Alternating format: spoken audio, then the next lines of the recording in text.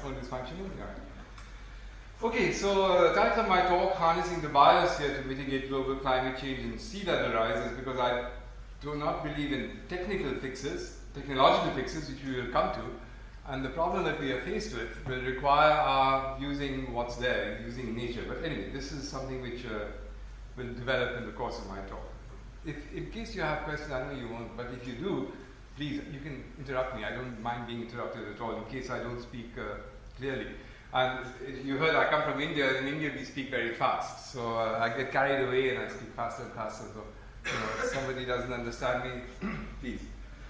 All right, so global warming is inevitable because CO2, and it's a law of physics that you increase CO2 levels and you increase the retention of infrared radiation.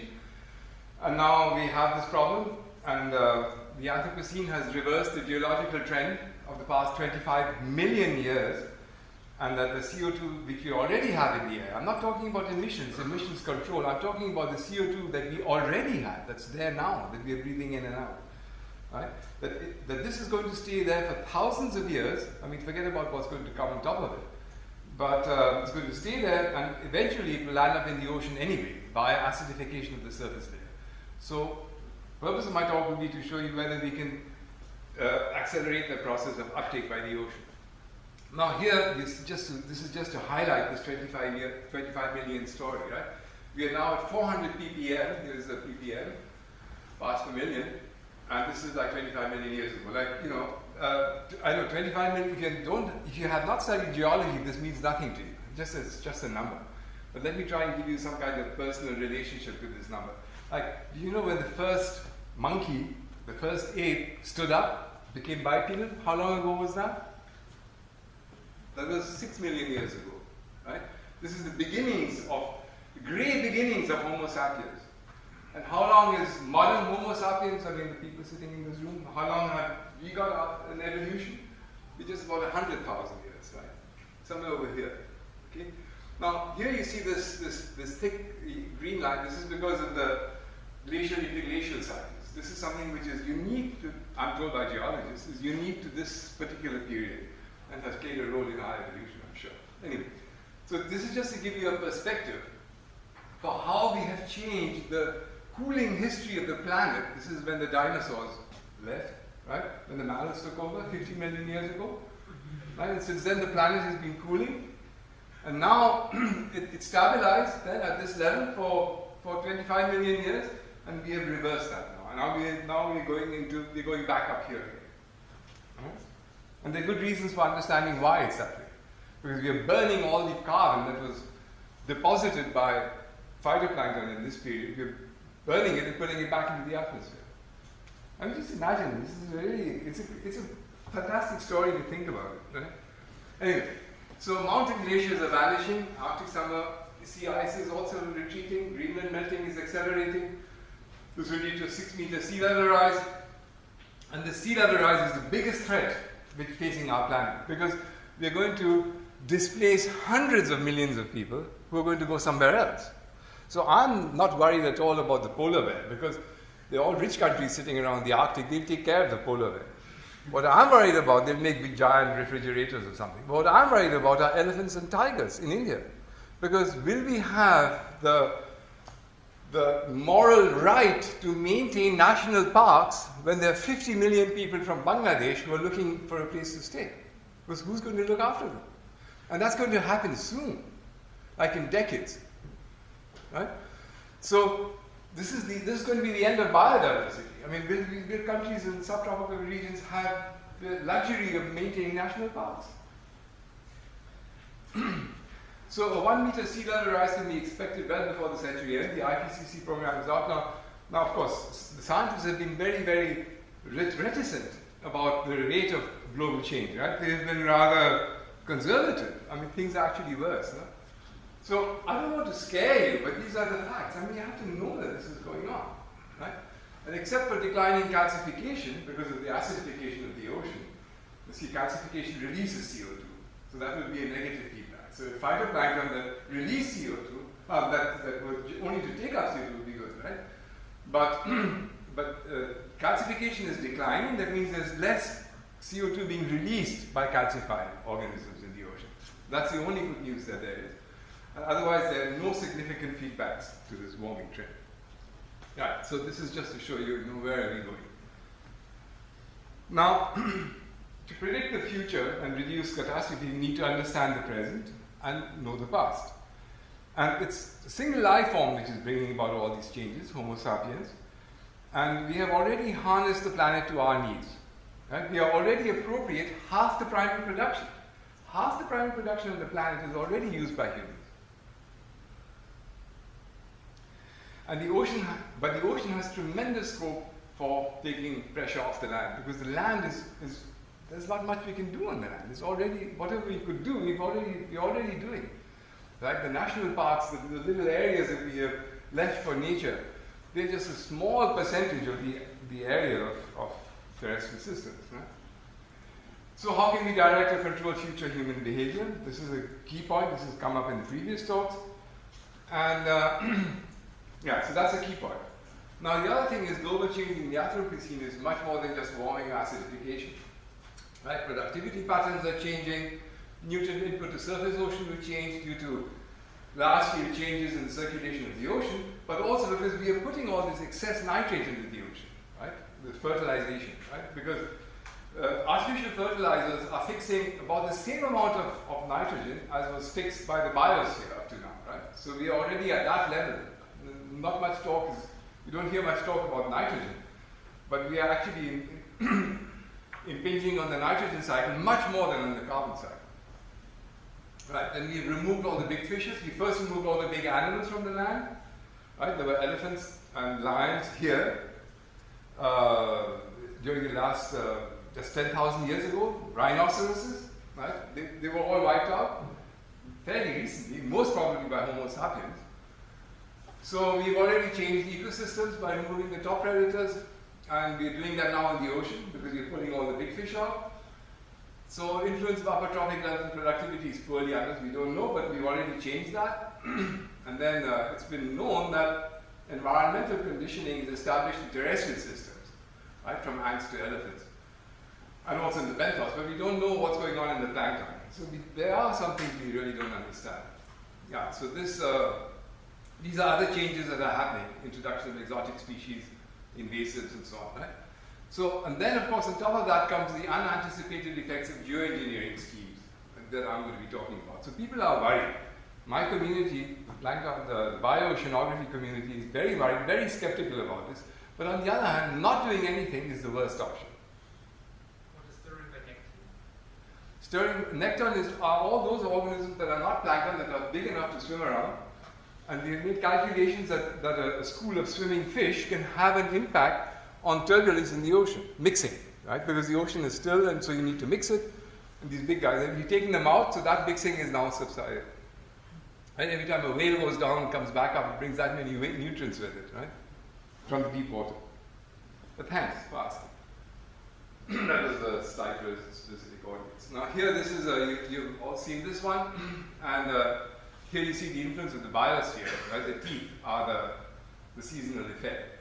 Now, this is the warming and the temperature index, and as you see that we've had this spurt of global warming in this period, and then during the 60s and up to the 80s, it was kind of flattened. And at the moment, we're also having the same kind of flattened situation, where the press is saying, what happened to global warming and so on, right? Now, if you, this is only up to 2005 or so, but if you were to continue this, I mean, the trend is there, the years, it's still warming, there's no question about it, but it's interesting to go back and see what happened over here. What happened over here? This is the period when the industrialized countries had reached a level of smog production that you were just blinded by smog, right? There was this famous London smog that you know and you've heard about in these detective stories where the criminals used to hide in and so on. Now you don't have any smog in England, right? And in North Rhine-Westphalia, the air used to be so thick that there were periods where children were not allowed to go out in the streets because they had to block all the windows. It was that bad, right? When you have these aerosols have a very strong albedo. They reflect sunlight back into the atmosphere, right? So in that, and this is due to sulfur emissions. So in that period, we had less warming. Now, that kind of air we have in India and in China. In India, you never see a blue sky. The sky is always kind of milky, whitish. You know, there's a tinge of blue behind it, but it's kind of more white. That's because of the albedo effect of this aerosol. And these aerosols are, in my opinion, are cooling the planet. Of course, it's very difficult to model this kind of thing, so scientists are kind of quiet about it, but they talk a lot. I mean, they talk about it in their circles that this is the reason why this is not happening. Now, of course, both China and India, I mean, that's Asia, they're very concerned about this because of the health effects, so they're trying to clean up the air. Now, when the air over India and China is cleaned up, then we will get this spurt of warming that took place in the 80s and the 90s. And when we get that, it's going to be up here, it's going to go there. It's going to be unbearable. Right? This is what worries me a lot. Now, in the past, we've had changes in the glacial interglacial CO2 levels. I don't know how many of you know this map, but this is here today, and this is 400,000 years ago, and this data is very, very solid, believe me. This is the CO2 concentration, so we are up at 280, and the last ice age, when there were mammoths and rhinoceroses roaming around here, the CO2 level was at 180. And then this is the last ice age, the last warm age, sorry, about 120,000 years ago. And that was the period when there were the Neanderthals roaming around here with their spears and so on. So they were here already at that time. They were here already at this time. So, and Homo sapiens arrived about here somewhere and started making those cave paintings that are 30,000 years old in France. Right? All right, so just to give you a feeling for these time scales. But notice that every time in the past we had warm periods and cold periods, the CO2 level has been about the same, 280, and the cold periods, it's also been about the same, 180. So we've been fluctuating between these two levels. And now we've gone out, right? We are now at 400. So we've completely broken the cycle. The other interesting thing I want to point out here is methane. You know, methane is this air gas that we talk a lot about. And you see this also been following the CO2. So these processes are somehow coupled, but we don't really understand what the coupling is and what the upper and lower limits are on these gases. We don't really understand that. Because, you know, we reached 400, things are changing, but they're not kind of dramatic. You know, like, it's nothing which will really shock you that has happened up to now, right? Now, if you look at the cycle, the carbon cycle, you see, we're now up to 800 gigatons. Now, this is the equivalent of 200 and this one was somewhere 350 or so when this diagram was made, right? Because now we are converting ppm, which is parts per million, which is a concentration or percentage, to tons, to mass, right? And that's gigatons, right? So here you see the gigatons. So we have 750, we now have 800. But what I want to show you with this scheme, the global carbon cycle, is that there's 90, let's say about 100 going back and forth with the oceans, right? Going back and forth, and you also have another 100 going back and forth with the land biota, right? So you have a minimum of 200 gigatons of carbon going back and forth every year, and this is already about 1/3 to 1/4 of the stock of the inventory in the atmosphere. So what that means is that the turnover time of carbon dioxide in the atmosphere is only 3 to 4 years. Right? Every 3 to 4 years, all the CO2 in the atmosphere is being renewed through exchange with the atmosphere, through the exchange with the ocean and the land. And then, in view of this rapidity of turnover, it's remarkable that these values have been constant for so long. And this is something which climate scientists don't talk about much. You know, what has been maintained, what has been fine-tuning these levels to that level? Because if you have a little drift, you know, if you change any of these figures by a little bit and maintain it for, let's say, 50, 100 years, you're going to see a big effect on the CO2 in the atmosphere, right? So, okay. So these are little few unknowns. Now in the ocean, an important process is called the biological carbon pump. I'll be coming back to that later on. The biological carbon pump means that you have plankton growing in the surface because you need light. And this plankton is picking up CO2 from the atmosphere, taking it from the water, and that water is now compensating by taking it up from the atmosphere to maintain the stable level. And then these particles sink out to the deep ocean where they then get broken down into carbon dioxide. So you're pumping CO2 into the deep ocean. The deep ocean is oversaturated in CO2 because of this effect. All right. And then of course some of it is being buried in the sediment. And the stuff that is buried in the sediment is sequestered for good. It's gone. Right? It only gets released millions and millions of years later on through volcanic eruptions when the sediment surface goes into the magma, gets mixed up there, and then comes out again through a volcanic eruption. So whatever gets buried is gone, and whatever's in the deep ocean stays there for thousands of years. 1,000 years, right? Which is about the turnover time of the deep ocean. All right, so these are the points. Now, as I mentioned already, we have this magic numbers in the biosphere. I call them magic numbers because we don't understand them yet, right? And this is the 180 to 290 ppm per volume of carbon dioxide in the atmosphere over glacial interglacial. Methane is 350 to 650 in the parts per billion, but methane is a very, very strong greenhouse gas. Right? It's a lower concentration, much lower concentration than CO2, but it is much more potent, 20 times more potent. Then there's another very interesting ratio. It's called the Redfield ratio because it was Mr. Redfield found this out, and it's the ratio between carbon, nitrogen, and phosphorus as in particulate organic matter in the oceans, which is the C/N ratio of plankton. Basically, it's basically our C/N ratio as well. If you take a piece of meat and measure it, you'll get that ratio. So living plasma has that ratio. And why is it interesting? Because you need to have that. If you remove that much carbon, you also remove that much nitrogen and phosphate with it. So if you bury carbon, you also bury nitrogen and phosphate. And you're losing that. So you have to keep that in account as well. And then the other interesting number is this 42 micromole of deep sea dissolved organic carbon concentrations. And if you add that all up, it's about the same amount as in the atmosphere. So the amount of dissolved organic carbon, which is very refractory, difficult to break down, is about the same amount as in the atmosphere. So if you were to increase the dissolved organic carbon concentration in the atmosphere, in the ocean, we could also remove some of the CO2 from the atmosphere. So then there are other interesting numbers, but this is more biology. So yeah, this is the figure I already showed you, the increase. This is the short time stasis.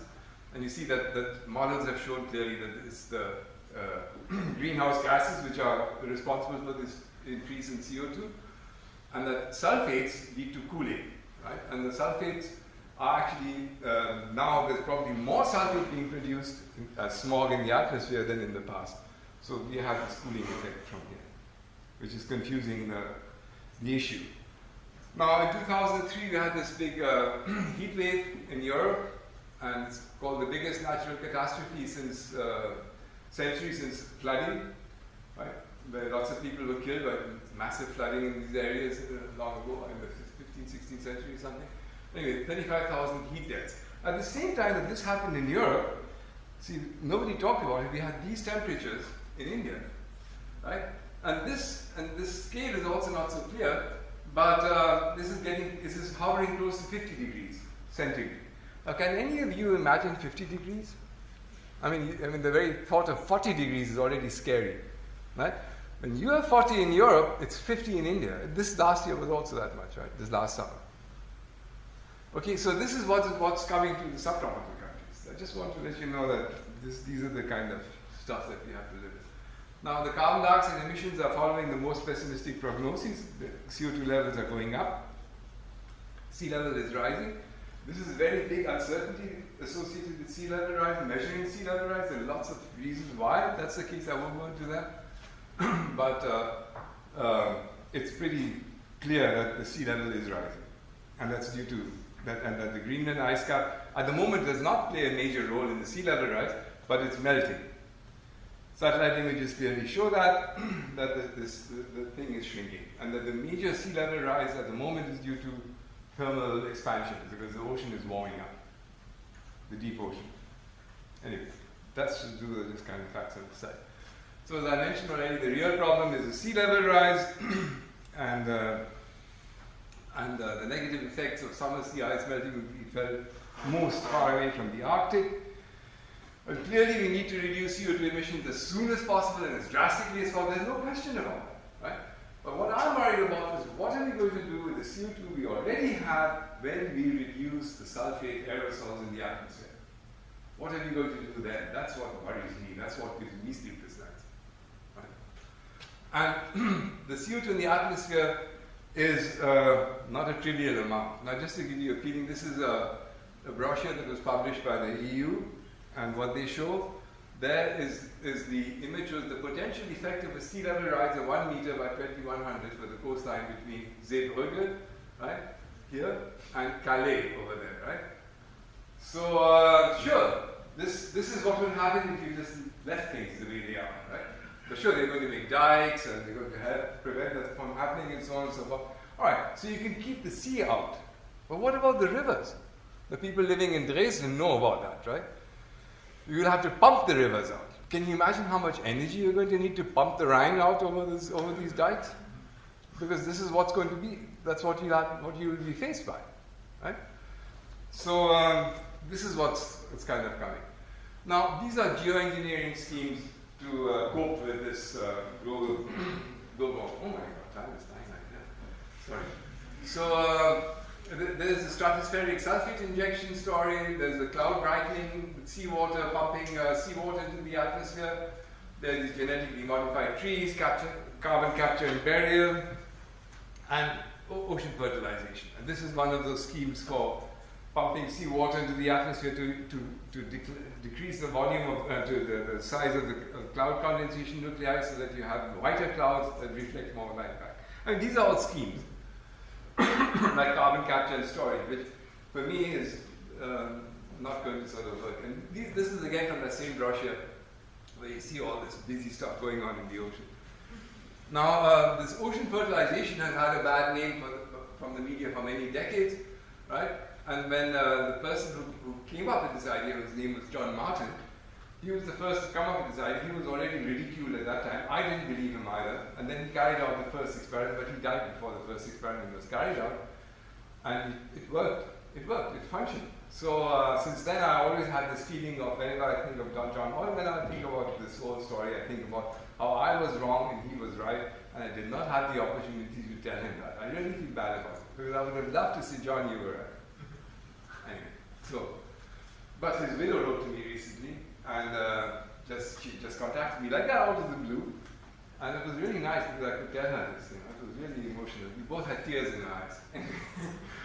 So yeah, so when he came up with this idea, you know, they said that lots in Star Wars and cold fusion had an idea so gripped scientists, you know, because he made this flippant statement: give me half a tank of iron and I'll give you an ice age, because we don't know the reason for what has been pumping the CO2 back and forth between the atmosphere and the ocean or the land, between glacial and interglacial cycles. And he had the idea that it was iron fertilization. Anyway, so it was ridiculed by the press, and then of course a lot of environmental groups said, oh, this is the truth about geoengineering, that we only want to make money, and so. And that's true. I mean, there are a lot of companies that want to make money on this, but that does not mean that there's no science behind it, or that we cannot do it differently. And I can't talk about that, right? So these are the ways of removing CO2 by technological means, capturing and burying CO2.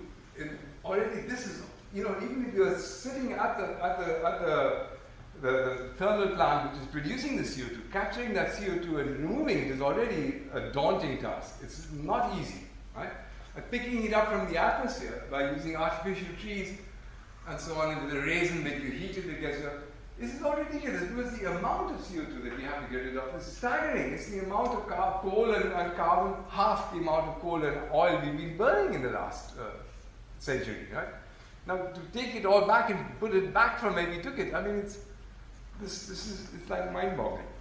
Anyway, so I think the biosphere is, using the biosphere is much more realistic and probably also softer, gentler way of doing it. Right? And then you have this choice between reforestation or re-savannization, because savannas at the same rainfall level, they actually sequester more carbon than a forest. This is counterintuitive, but studies have shown this. The Max Planck Institute showed that also. The other alternative is grow more trees and then bury the wood, which also seems silly. You cut a tree and then you bury it because you're sequestering carbon, right? Or the other thing is convert biomass into black carbon. Black carbon is elemental carbon. By making charcoal, right? This is what you do. People grill their meat on, and then add it to agricultural soils. At least this has one good effect. It improves the quality of the soil. this thing. But it's again ridiculous. In one country they're digging out carbon, burning it. In another country they're making carbon and burying it. But this is the kind of situation we're faced with. So the other option is fertilize the ocean either by adding iron or pumping up water from depth, the pipes of lava, which I'll come to shoot. There is no single solution to the growing problem. We will need a portfolio, right? And why? Because look at the amounts that we are involved with, right? The 120 ppmv rise from 280 to 400 ppm today, right, is equivalent to 250 gigatons. Now I'm converting again this percentage into gigatons, max. 250 gigatons of carbon, right? And this is equivalent to 120 cubic kilometers, because carbon is twice as dense as water, right? So a ton of water is a cubic meter, and a ton of carbon will be half a cubic meter. Right? So you have 120 cubic kilometers. Now, again, this is a number which doesn't tell you anything. I mean, a cubic kilometer, right? And 120 of it. Right? So, and this CO2 is going to stay in the atmosphere for many thousands of years, and it will be eventually absorbed by the ocean, as I mentioned already, and taken care of. But this is going to take many thousands of years. Now, to give you a handle on this, right? 250 gigatons is equivalent to about half the carbon in terrestrial vegetation. Right, so all the land biomass, right, half of that is 250 gigatons, because we have 500 gigatons as terrestrial vegetation on the continents. Okay, so this is what we have to deal with, right? These are the amounts, right? You can take it another way, because we live in the meter scale, right? So if you were to make a slab of carbon 1 meter thick, right? So 1 meter thick slab of carbon. What area would it cover? It would cover an area of, what did I calculate last? Well, it would cover the area of Germany, 300,000 square kilometers. So these are the amounts we're talking about. 1 meter thick, solid carbon. Okay, so now the sea already contains 38,000 gigatons, dissolved as bicarbonate in the ocean, right? And adding 250 gigatons to the deep ocean in a diffuse manner is almost going to be impossible to measure against a background of 38,000, right? 250, okay? Now, iron fertilization in southern ocean would remove some of this atmospheric CO2. And it is very far from a solution, but it is too much to ignore. So we just can't say, oh, forget it, this is what my community is saying at the moment. We don't want to hear about it because it's going to create problems in the ocean. But the problems we are going to get by not using it are much, much, much worse. This is what they don't realize, because they don't think about it, and they don't have an alternative solution. So all you get subjected to are the negative aspects, right? It's like, you have a medicine which could save your life, but it will give you a headache when you're, let's say for a day or 2 days or whatever, then you only hear about the bad news, about the side effects, and you don't hear about how it's going to save you. Anyways, that's the situation with this ocean fertilization. Now, this is the biosphere, and here, as I was showing you again, here the biosphere is 500 gigatons, is on the land, and in the ocean it's only 3 gigatons. But if you go into if you take measurements of the deep ocean, of the bicarbonate dissolved in the deep ocean, I told you this is 38,000, and of that 38,000, a certain amount has been pumped down by the biological carbon pump. And the amount of carbon in the ocean, excess carbon, which has been pumped down by the plankton in the past 1,000 years, is about the same as that, 500 gigatons. Right? So, in other words, if you were to mix the ocean today thoroughly, so that at a temperature of, let's say, 10 degrees or 15 degrees, because the CO2 solubility is very dependent on temperature. So, but if you were to do that, you would increase the atmospheric CO2 by about 300, 400 gigatons, right? Sorry, parts per million, right? You would increase it that much, right? So the ocean is responsible also for maintaining the CO2 in the atmosphere, the levels of CO2 in the atmosphere. Now, there are areas in the ocean which have very high nutrient concentrations, and they're marked here with green and yellow, but very low productivity. And the reason why productivity is low is because there's lack of iron. Iron, as you all know, is a biologically active element which is responsible for a lot of different processes. One of the major processes for which iron is used is to manufacture chlorophyll. So without iron, you can't have photosynthesis. It also is responsible for reducing nitrate, right? To making nitrate available for reducing it, to make it to make amino acids out of it, and it's responsible for all sorts of things. I mean, you know, it has innumerable functions. It's the most important metal, heavy metal involved in metabolism, and it's highly insoluble in oxygenated alkaline water. It just so happens, because that gets converted into ferric iron, which is ferric hydroxide, becomes ferric hydroxide, which is rust. And as you know, if you have a stain, rust stain in your clothes, the only way to get rid of the stain is to take a pair of scissors. There's no way of getting it out. Okay, you can add acid, but you can take a scissors, it's better. So rust stain, that's because iron is so insoluble. So the iron in the ocean is not present, and areas which are far from land are particularly iron limited. So if you add iron to the system, this is what John Martin said, if you add iron to the system, you get a bloom, and then you can have that bloom sink out and you can sequester carbon. So we carried out these experiments. These experiments were first carried out by John Martin's group here, and subsequently in these areas, and we carried out 3 experiments here in the Atlantic. In the southern Atlantic, and they were called Eisenex because the first experiment was called Ironex by John Martin, so we call it Eisenex because it's a German thing. And then the other one was IFEX, and that was a European international iron experiment, European iron fertilization experiment. This one was called LOHAFEX because Loha is the Hindi word for iron, and it was a Indo-German collaboration. So the difference that we carried out with our experiments to other experiments is we carried out our experiments in test tubes. These test tubes are mesoscale eddies in the ocean, right? They have a diameter of about 100 kilometers. I mean, test tube, right? Big test tube, giant test tube. But they stay in position because they are eddies that circulate and stand more or less on the seafloor in the Southern Ocean, right? So when you go and add iron, it stays in that eddy core. Whereas if you add iron anywhere else, this is a very strong current, it just gets dispersed. So we had these eddies, this is from satellite images where you can tell the height of the sea surface, and from the height of the sea surface you can tell whether it's a cold core or a warm core eddy. So we had this choice between these eddies. And of course, nobody did this thing before, right? So it was all kind of, intuition and so on. So we first went to this eddy. I didn't like it, and the physicists saw it and thought, I said, no, we want to go to that eddy. And then we had a fight, and it was a lot of problems. I mean, just giving you some background that these things are also interesting. So first we went to this eddy, and then to South Africa. We went down there, and we went to this one, and this one was much better, and we stayed there. But before we got there, we had storms and all sorts of things. Now this is just to give you a feeling of what goes on. This is we buy 30 kilogram bags of ferrous sulfate. Ferrous sulfate is the same compound that you get when you have anemia, iron lack. You get compounds, you eat ferrous sulfate. So it's not toxic. I mean, but if you get it in your clothes, it's bad. So you have to wear protective clothing and so on. And then we cut these bags open, put it in this funnel, and wash it down with seawater and acidified seawater.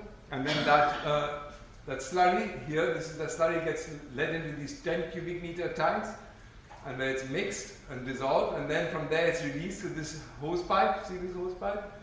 This is a garden hose pipe, and here it's going over here, this one here, and it's leaking out at the back. So the ship makes the circles and releases the stuff at a certain rate, and that's how we fertilize.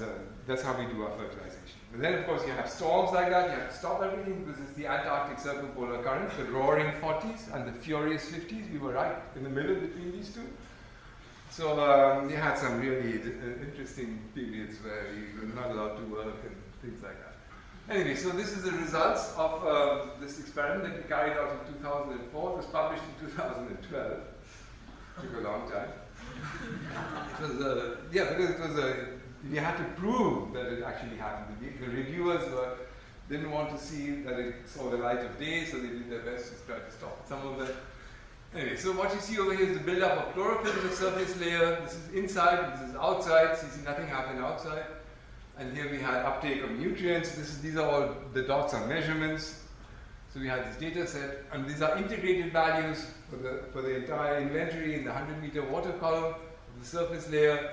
And here you see the decline in dissolved inorganic carbon, nitrate, phosphate, silicic acid, and ammonium is always noisy, and so on. Right? So you can believe me, I don't want to. The point is that we had an increase in particulates. On the left is dissolved, the right is particulates. You look at particulate organic carbon, it increased for 3 weeks, and then the last 2 weeks it went down again.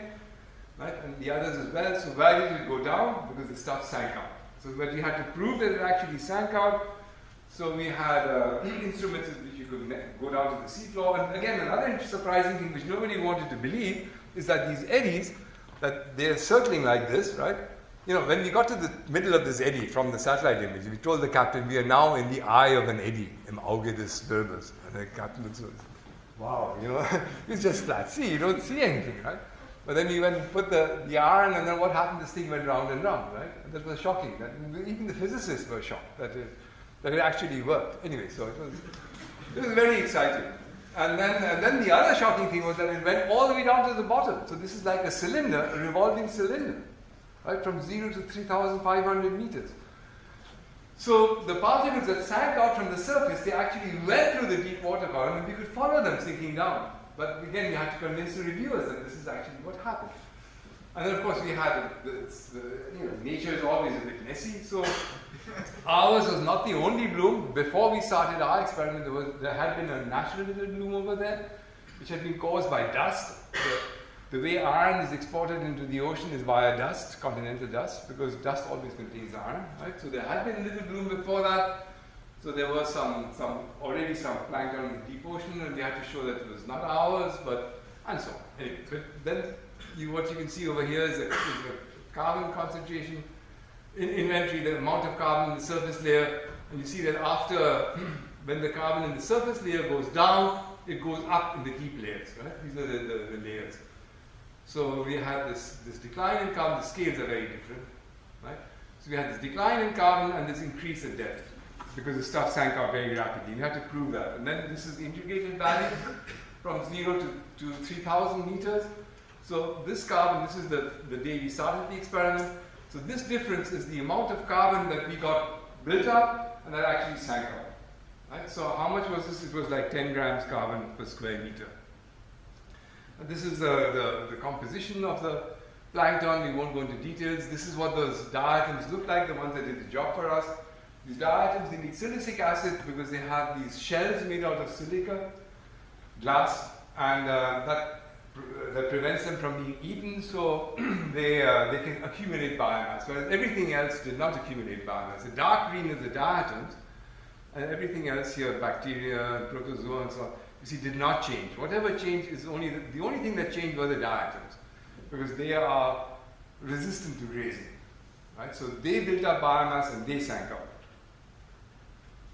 And this is how they sank out. They made aggregates out of cytoplasm, outerlized cytoplasm, which is the slime, right? It looks like when you blow your nose into the ocean. So that kind of stuff then picked up a lot of other kind of particles, and then they sank out en masse. And this is how the carbon is transported into the deep ocean. So by the time the ship left the experiment, about 12 grams had sunk below 500 meter depth, and most of the carbon then would have sank out. And the ratio that we had would be like, this is very conservative, 1 to 15,000, because this patch also spread. So the ratio actually is about like 1 iron took down about 50,000 atoms of carbon with it. So now we do the sum. So how much CO2 can the biological pump sink in the ocean if we were to take up all the available nitrate and sink it? And if we and the deficit in CO2 is compensated by uptake from the atmosphere, then about 5 gigatons of carbon could be removed with one go, right? But this 5 gigatons is just what's there now of the nitrate, right? That has to be renewed. So what is the renewal rate of that nitrogen? And the renewal rate is it adds up to about, let's say, 4 years. Again, we're being conservative. But the maximum that you could take out by fertilizing the Southern Ocean is 1 gigaton a year. And the rate of increase of carbon dioxide in the atmosphere is 3.5. It's actually almost 4 now. 4 gigatons of carbon are building up in the atmosphere every year. We are burning 9. Right? We are burning 9 gigatons every year. Okay? And if you were to fertilize the Southern Ocean, you would only be able to take out 1 gigaton. This just gives you a feeling for, where we are, what our capabilities are. Can I interrupt? Please. So when you talk about carbon, you use carbon synonymously for CO2 or for something? Yeah. I'm talking tons carbon, is it like C? C. I'm only talking about C. Okay. I'm only talking about whether it's CO2, organic matter, or carbonate, or whatever. I'm only talking about C. I'm talking about grams C, because that's the common thing, not moles. It should be actually moles, but I convert the moles into grams. Okay? Yeah, so I'm talking about C. So, so to take out this amount, 1 gigaton per year, you need about 1 to 3 million tons of iron sulfate. Again, 1 to 3 million tons doesn't tell you anything, but just to give you a feeling, we have a factory opposite the Alfred Wegener Institute, which is a titanium dioxide factory. They're making titanium dioxide, and their waste product of this process is 400,000 tons of ferrous sulfate a year. So this one factory is producing 400,000 tons. And this is part of, it's called the Kronos Titan group, and they have, I don't know how many factories all over the world. So getting this 1 to 3 million tons is not a problem at all. They would give it to you for free because they want to get rid of it. So, and iron is not in short supply, nor is sulfate in short supply. So this is not going to be a problem. Getting the ships for this is also kind of, the costs involved are not much for this thing. Right, so as I say, 3.5 to 4, and this is 1. Now, of course, what's crucial in the ocean is the amount of silica which is available for the diatoms, because only the diatoms do this job, apparently. And we carried out another experiment. Let me just stop here. I'll come back to that. These are copepods. Now, copepods are the major zooplankton in the ocean. But what we also found in this experiment is that this is a female copepod from outside, not in the patch. And this is one inside the patch. And the one inside the patch started laying eggs after they got the iron shock, because everything went up. Right? Because like adding iron to the ocean, in this iron-limited ocean, is like watering a desert. You see, everything sort of, great, starts going.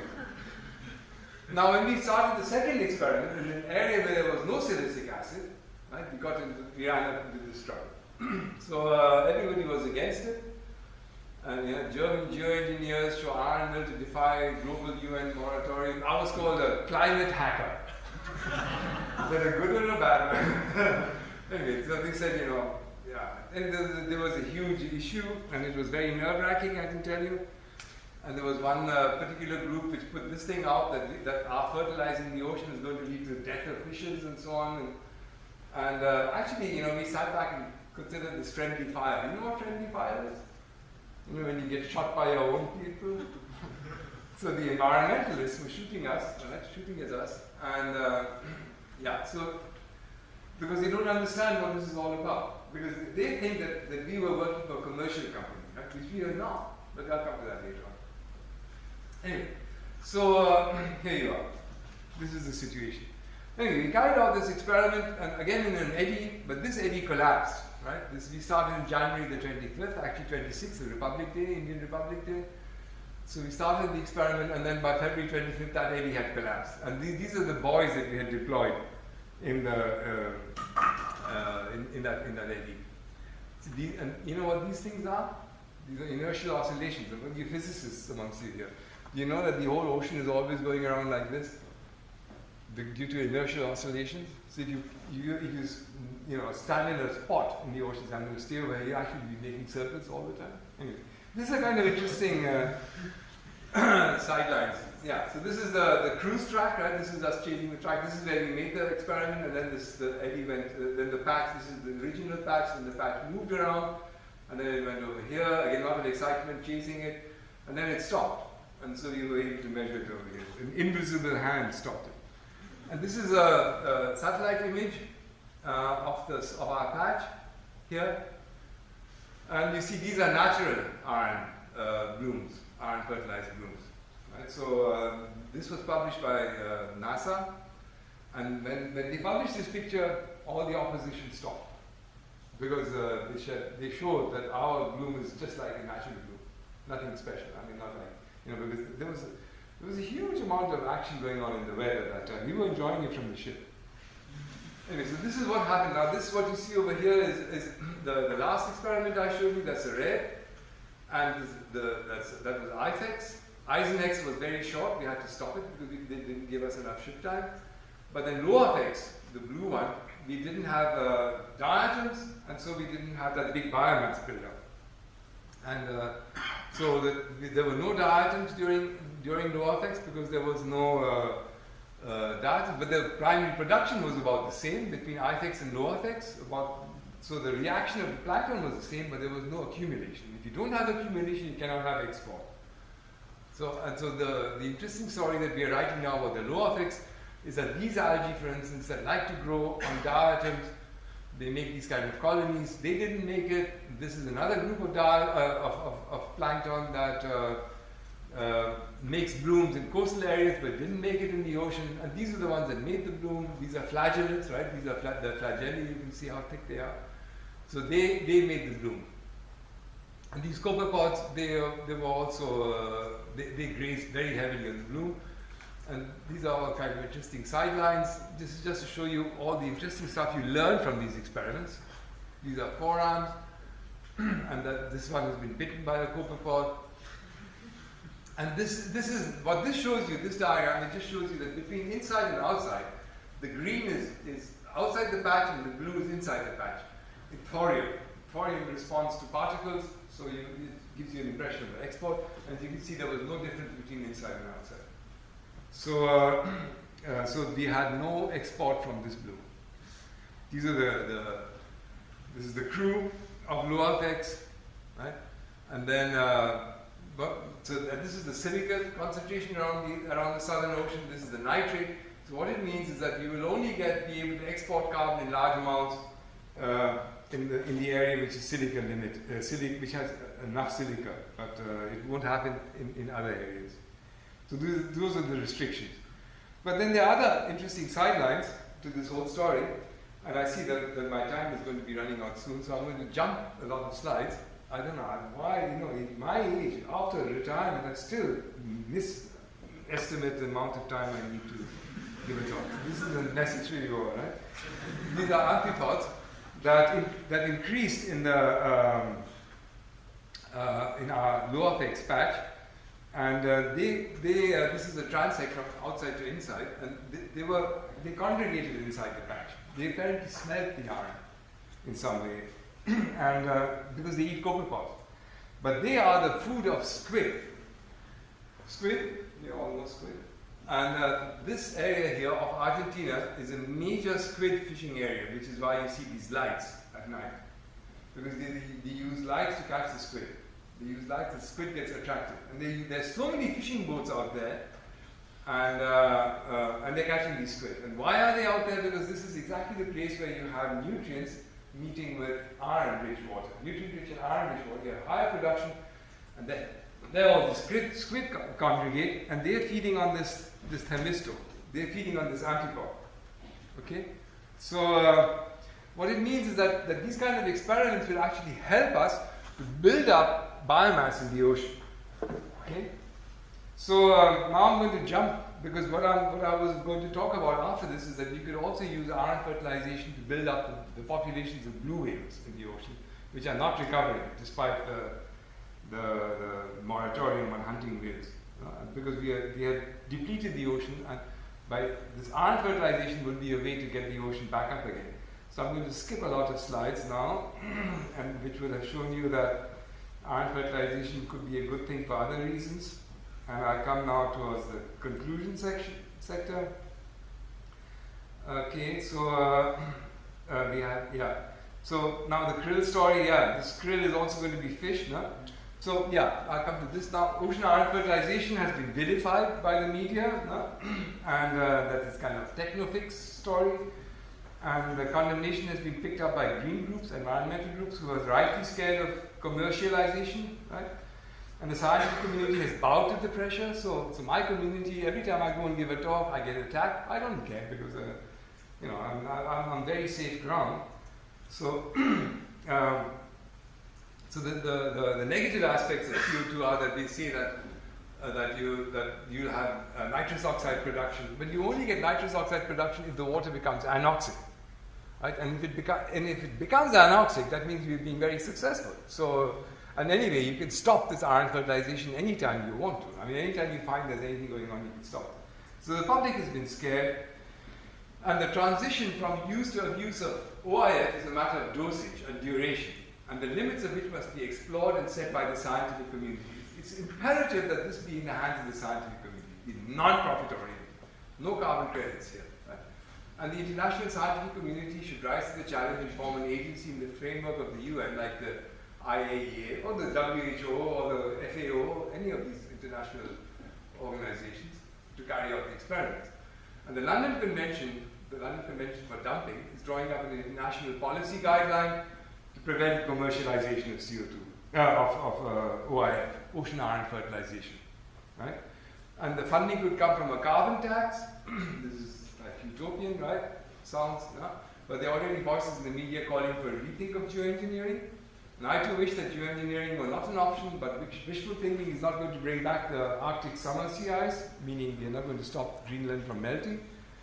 And global phytoplankton has been declining over the past century, it seems. This is controversial, but just to show you, then there are other schemes like this one, these pipes that would use the waves to bob up and down in the ocean to pump water up, nutrient-rich water, and that way you would also be able to increase sequestration. And the way we are using the ocean at the moment is we are not using the ocean properly. And we talk about aquaculture, but this is not really aquaculture. This is just Massentierhaltung. It's animal husbandry, mass or factory animal husbandry. Right? This is not aquaculture because they get fed wild fish. So we need to get into a completely different way of using the ocean. We are not using the ocean at the moment. We are only misusing it.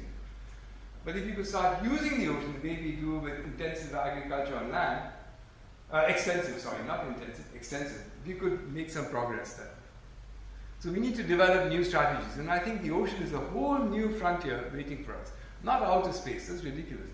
But inner space here on our planet. Like this has been a call recently, when will we tame the ocean? Now, give you an example of Germany. The annual net plant production is about 100 million tons. Right? This is the amount of carbon which is fixed in Germany every year by plants. About 50% is harvested for human food, animal feed, and for wood. 50% of the primary production in Germany is used by humans. And the energy content is equivalent to 3.4 times 10 to the 18 joule. But look at the 3.4, right? This is the total primary production on land. The total energy consumption from fossil fuels, nuclear, and renewable sources, right? Compared to this 3.4 times 10 to the 18. The total energy use in Germany is 14 10 to the 18, right? So we are using 4 times more energy than the biosphere can fix in a year, right? So what does this mean? Biofuels. Isn't biofuels ridiculous? Isn't it absurd to even talk about biofuels? Because you could use that land for so many different purposes, which would be much more important. So this was published in a report by the Leopoldina last year, and it did raise a lot of discussion. But we have to get rid of biofuel. The whole thinking of biofuel is useless. So what is the effect of diet and land use? Now we talked about veggie day and so on. The German diet is 60% plant, bread, potatoes, vegetables, 40% animal, dairy, egg, and meat products. Okay? Now the plant food is 10 million tons carbon per year. This is, by the way, from the same report, the Leopoldina report, the Academy of Science. So the plant food is 10 million, so we're eating 10 million tons of carbon per year, most of which is actually wasted. No? But anyway, that's going into human consumption. The animal food demand is 50 million tons, of which 10 is imported, right, to feed the animals. So reducing carnivory, I'm not saying increasing vegetarianism, I'm saying reducing carnivory will have a huge effect on land use. And the carbon costs for intensive agriculture, fertilizer, transport, farming are also huge. So the carbon footprint, we already heard about that in the talk yesterday. nevertheless, most of the human and animal food is discarded as waste. There's a huge waste going on, right? So there's a lot can be gained by efficiency, improving efficiency, and moving towards sustainability. So you see that reducing the amount of animal products in our diet is going to have a big effect. So what do we need to do to reduce emissions? We need to change an attitude away from consumerism and instant gratification. We need to change cuisine and diet, less carnivory. And now I can tell you, in the talk that we heard today, in the morning, you talked about. It was Dr. Helbig who gave that talk about what has China discovered, or Rome discovered, or Egypt discovered, and there was no talk about what has India discovered. So I felt kind of bad, But so what did India discover? India discovered vegetarianism, and that is like 500 years before Christ, right? Because the Jains were already around at that time. That's when Buddha came up, right? So we have a vegetarian cuisine, which is, I think, exquisite. If you give me a choice, I've become vegetarian now. But even then, in the old days, if you give me a choice between a Sauerbraten or Schweinebraten or something, a pig roast or something, and a aloo gobi, which is an Indian vegetarian dish, I would have taken the vegetarian dish any day, any time, right? Because it's so much more tasty. It's just that people don't know about Indian vegetarian cooking, because the Indian food, the food you get served in Indian vegetarian restaurants here abroad, you could take it to India and tell the people this is what the Germans eat, because they wouldn't believe that's Indian food, right? Because there are no proper cooks in India, abroad, who cook Indian food the way Indians eat the food. And they also think that the Germans are not going to like it, which is again wrong, right? Because the Indian cuisine has been established, developed over thousands, at least 2,000 years. And I'm sure you all like it, right? So the question is not, we are going to lose something by eating vegetables, because then we relinquish the pleasure of eating meat. It's a question of preparation, right? I mean, now how old is the German cuisine, right? Like 200 years ago, they were just boiling meat in pots and eating it like cutting the knife like that. So it's all kind of recent stuff, whereas the Indian cuisine is much more advanced. So it's a question of, it'll be very easy to change people's thinking if they give them the right kind of food. Right? So peaceful coexistence with nature is another discovery of India, which also goes back very long time ago. And you see that in terms of megafauna. We still have an intact megafauna in India. Rhinoceroses, lions, tigers, elephants. They're still around. Everywhere else they were exterminated, except Africa. Because in India we have respect for animals, right? You all know about the holy cow, but there's a much bigger story behind the holy cow, which I don't have time to talk about now.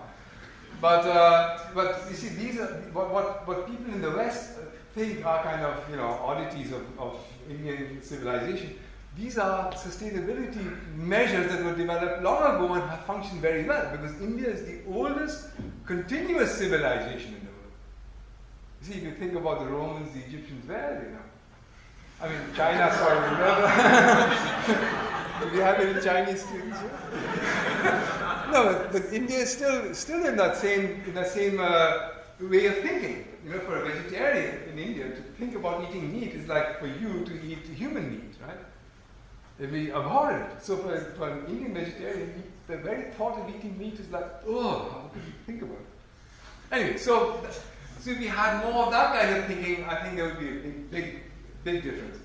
And again, the Indian civilization has been exported without any use of force. Right? All of Northeastern Asia became Buddhist, and Indonesia became Hindu in that period, like 1,000, 2,000 years ago, without any armies marching at all. Right? So that would be that's a kind of something for the future. So so we need to do all this, right? We need to have peaceful coexistence because we already developed that. So this is how and then we need to reduce CO2 levels. And then we need to apply a portfolio of measures. And let me just share this last thing. Can I just another 2 minutes?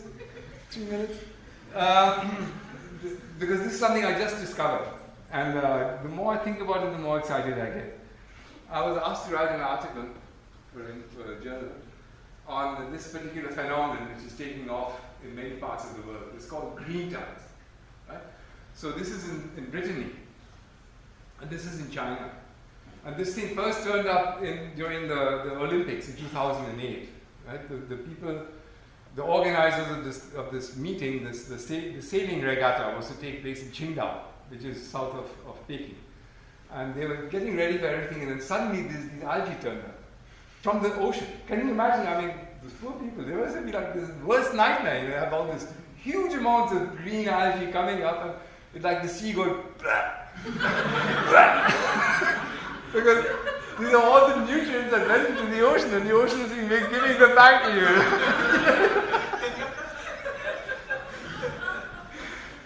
So 1 million tons of this stuff had to be removed and gotten rid of so that the Olympics would take place. And all the world is watching, you know. Like, ah! These pictures are all from New York Times and all that kind of thing. But this process has been continuing. So, but we understand what leads to this. So this is not a problem. I mean, it's a problem, but we can mitigate it. But what happened at the same time is this sargassum. You've all heard of sargassum. You know about the Sargasso Sea. Sargasso Sea?